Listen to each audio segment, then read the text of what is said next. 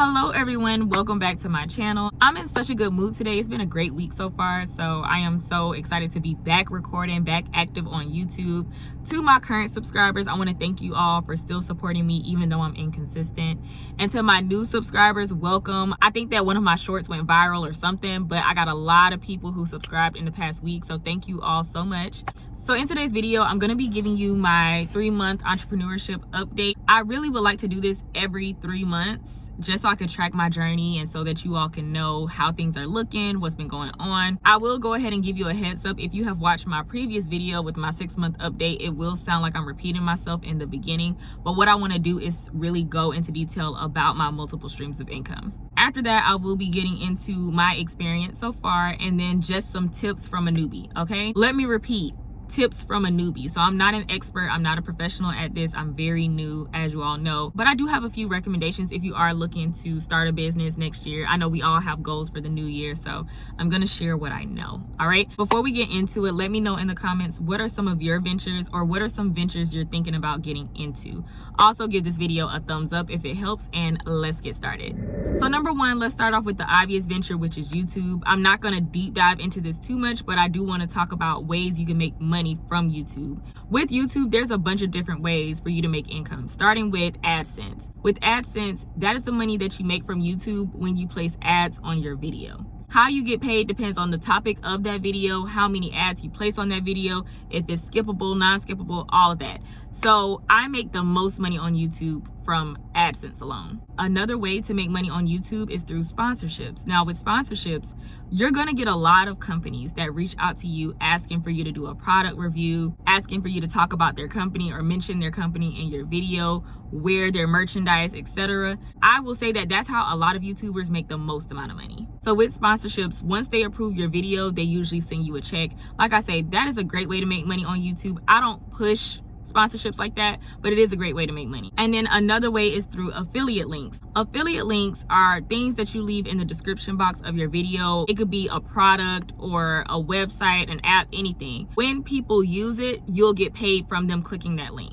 A very popular one is Amazon affiliates. That's currently what I use. So whenever I make a video about a certain product, journal, or if I talk about a book, I will leave the Amazon affiliate link in the description box and I will get paid from their order. So once they click on that link and it goes to Amazon, I get a percentage of their order. It's not a lot of money, but it's still some money. With YouTube income, it fluctuates drastically. You can make a few hundreds one month and then thousands the next month. So, you know, that's why I don't really rely on YouTube, because you just never know. Number two is my car financing business. I have 2 cars that are paid off.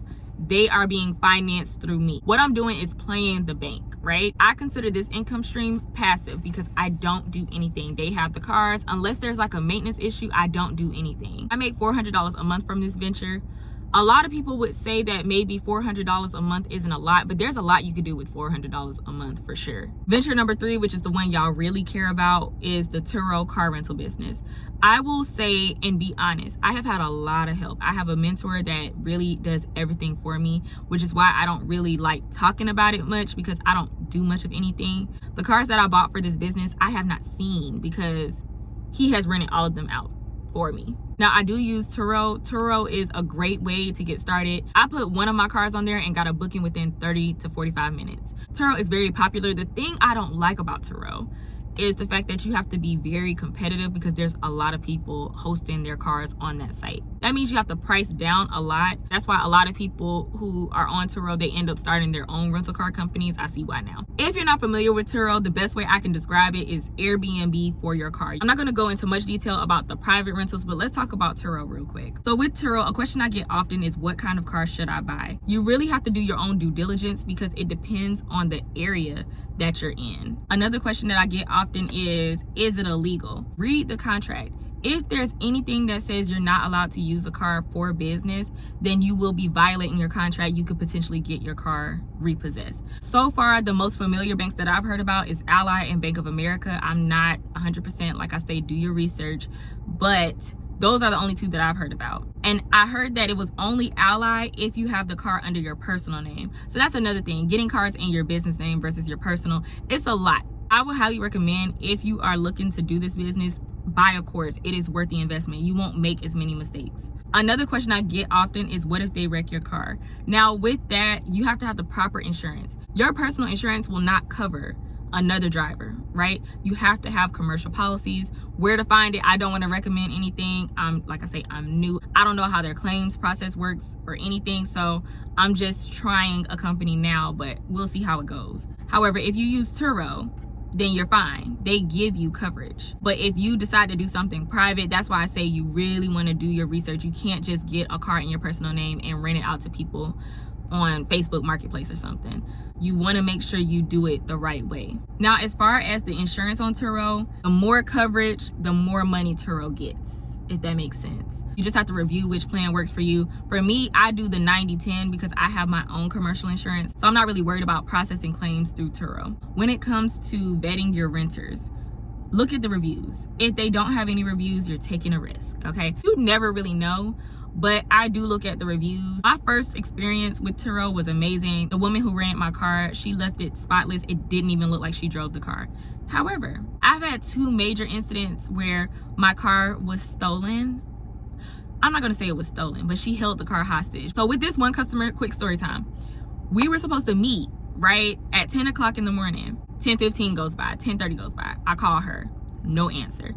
I have my business partner calling her, no answer. So we're all calling her phone. She decided that she's gonna hold the car hostage until we give her her deposit back. Absolutely not. I had to track my car down to get it back. Things happen, you never know. And another thing is, strangers don't respect your stuff. I don't know if y'all remember that short that I did in the Tesla where the lady completely trashed it. A lot of people thought she did that on purpose. No, we actually had to repossess that vehicle from her, and that's how she left it. So there's a lot that goes into it. You really have to keep your emotions in check, which is one of my tips.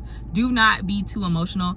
The worst that can happen is indeed not the worst that can happen. I get a lot of bad feedback when I tell people that I'm renting cars out. It's always, well, what if they do this? What if they do that? And I know it's genuine concern, but there are people who are losing their lives, losing family members.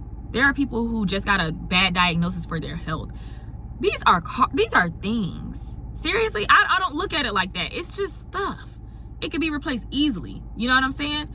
I don't have an emotional tie to material possessions. I just don't.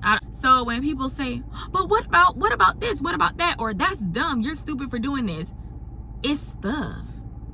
A car? I don't trip. I do understand people's concerns, don't get me wrong, but I just say don't do this business then. Go on to something else. That's how you know I'm genuine. I'm not trying to sell anything. I'm not trying to make you do it. So I'm just saying I do it, and if you wanted to do it, you know what it looked like. So let's talk about my fleet real quick. I mixed it up a lot. Now, before I bought the cars, okay, let me be honest though. Did I make a mistake and buy a car that I regret? Yes. I did not do research on this car at all. I kind of just went with it because someone told me that it would be a good idea. I plan on trading that one in for a Scat Pack, but I don't want to say what the car is because it may do good in your area. I actually follow someone who has the same car and it does numbers, so it just depends on your area. Let's talk about my day-to-day duties.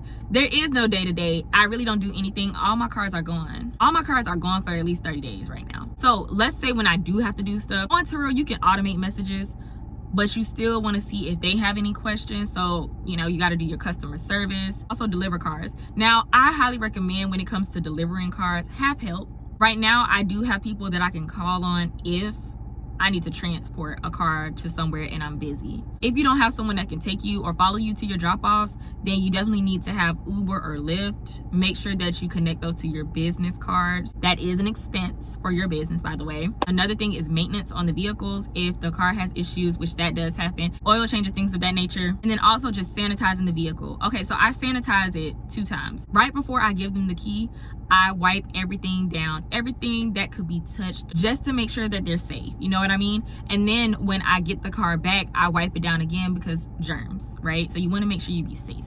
My sister always jokes with me. She says that I do less than I ever have and I make the most money now, and that is very true. There are slow seasons, right? There are going to be times where your car is not rented, where one car is going to have to pay on the other car. That happens. However, even with that, I'm going to say I started in September. From September to now, I have made 5 figures a month in all. And that's not profit. I'm talking about gross. I did have one slow month where a lot of my cars did not go out. However, that following month, I was back booked.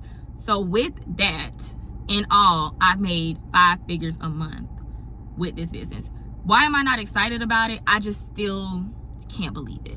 I'm still in shock, but I just wanted to be very transparent. There's money in this industry depending on your area, depending on the cars, etc. So when people come at me, especially on TikTok, oh, you're dumb, da da da.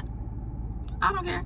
I know how much money I make. I'm good. The cars really pay for themselves or for each other. So I'm in debt, yes, but I don't pay for it. So I don't care. Now let's get into the things that I've learned, because I really want to talk about just how my mindset has changed. Y'all know I'm debt-free key. I use Dave Ramsey's Total Money Makeover to become debt-free. But here's the issue. Once I paid off my debt, I saw extra money, but not because I made more money. It was because I had less expenses, meaning that I still was technically broke, right? My income was still too low for me to live the life that I wanted to live. I still appreciate the debt freedom because my debt was consumer debt. I needed to get rid of that. However, once I quit my job and I wasn't working anymore, I thought to myself, okay, how could I make money without trading my time anymore? I need to learn how to leverage something. So I ended up getting into this business. I have no regrets. And I'm making more money than I ever have in my entire life. I'm so grateful. But that's why I say you can really leverage other people's money. And I'm not saying go get into debt. This is just me talking from my perspective. It was worth it getting into this debt. So I don't stress about debt like I used to. Number 2, the worst that can happen is indeed not the worst that can happen. Everything is gonna hit hard the first time. Accidents, your car being stolen, but after a while it just becomes a part of the business. It's almost like when you first start your job and you have that one big incident or that one mean customer. After a while you kind of become accustomed to it and it doesn't hurt as bad. You just know that this is a part of the job, and this is how I feel right now. I don't take things personal. Even with YouTube, when I get those nasty comments, I am so used to it now. I'm just like, whatever. But the first mean comment I ever got on YouTube, I was very... Actually, I know y'all probably don't believe in zodiacs, but I am a Sagittarius. I really do think I'm all that. So when people say stuff, I'm like, ooh, I don't know. I think you're just mad at yourself and mad at your own life. I don't take it personal. At this point, it's a part of the job. People are miserable. People steal. People crash. It just is what it is. It's life. Life be lifing. So lesson number 3 is prevention is better than correction. Let me tell you something. Having the proper planning can make a catastrophe a minor inconvenience. I don't rely on one stream of income. So if something does happen, which life is gonna happen, I don't rely on just one thing. So let's say Turo shut down, I still got YouTube. Let's say YouTube shut down, I still got Turo. Having multiple streams is now a necessity. Number 4 is structure your business properly. Please invest in yourself. And when I say invest in yourself, invest in knowledge. Not only just invest in that knowledge, but apply it as well. Knowledge is nothing if it's not applied. You gotta apply it. The first time I owned a business, I did everything all wrong, which brings me to my next point. Take advantage of free information as well. YouTube is free, TikTok is free, and those will be your best friends while you're starting your next venture. Some of the courses that I paid for, the exact same information was on YouTube. However, I didn't take out the time to just do proper research. Before you go spending hundreds of dollars on a course, get as much free information as you can, because like I say, it's out there. Number 6 is understand in life that you're gonna have to pick your heart. I don't know if y'all remember, but I did a video about the trend of entrepreneurship and just my thoughts. And at the time, I was team job because I'm like, it's stable. I get a paycheck guaranteed every 2 weeks. It was a safe pick. However, mentally, it was hard for me because I did not like that job. All I did was switch my hard. Yes, I have hard moments, but I would still rather be doing this than working a job that I hate. Number 7, please note that once you start doing things, there's gonna be 1,000,001 people asking you to help them. What I try to do now is just refer them to the people that I learned from. If they have a course or anything, I'll just be like, hey, this is who I learned from. I'm not a coach, I'm not a teacher. Can I be honest? I do feel like having a mentor is better than courses a lot of times. At least with a mentor, it's a lot more personal for you versus a one size fits all type thing. Because another thing with that, sorry, I'm just kind of ranting, but another thing with that, what I notice is when I take these courses, it's like they assume that everyone is going to be on the same level, you know? The way I was able to get cars may not work for someone else, right? They may have too much debt. They may have a bad score. There's a lot. You know, they may need credit repair first. That's what I'm saying. I'm not a one size fits all person. My last biggest thing to anyone who is about to start a business this year, before the end of the year, or next year, please just do it. That's the hardest part. I can promise you that. The hardest part is just starting. Do not have analysis paralysis. You will not be prepared for every little thing. I don't care if they teach it. They don't teach you the emotions that you're going to feel. Everything that's going to happen is just going to be a part of the process. The problem with a lot of people is that they don't take action. Post that YouTube video. Okay, it might suck. My first video sucked. It doesn't matter. Just post it. You're too shy to promote your business. Go promote it. Just do it and go all in on it. The worst that can happen is it doesn't work out. And then what? Move on. As someone who is a professional bona fide quitter, I don't take it personal when things don't work out for me. It just doesn't. I started a whole YouTube channel, got to 20,000 subscribers, but I wasn't getting views. I wasn't making money. So guess what I did? Deleted it. Started this channel. Everything is for a reason. Okay, so I hope you all enjoyed this video. If you did, please be sure to give it a thumbs up. I want to go ahead and give a heads up that a lot of my content moving forward will be more motivational style content, so just be prepared for that.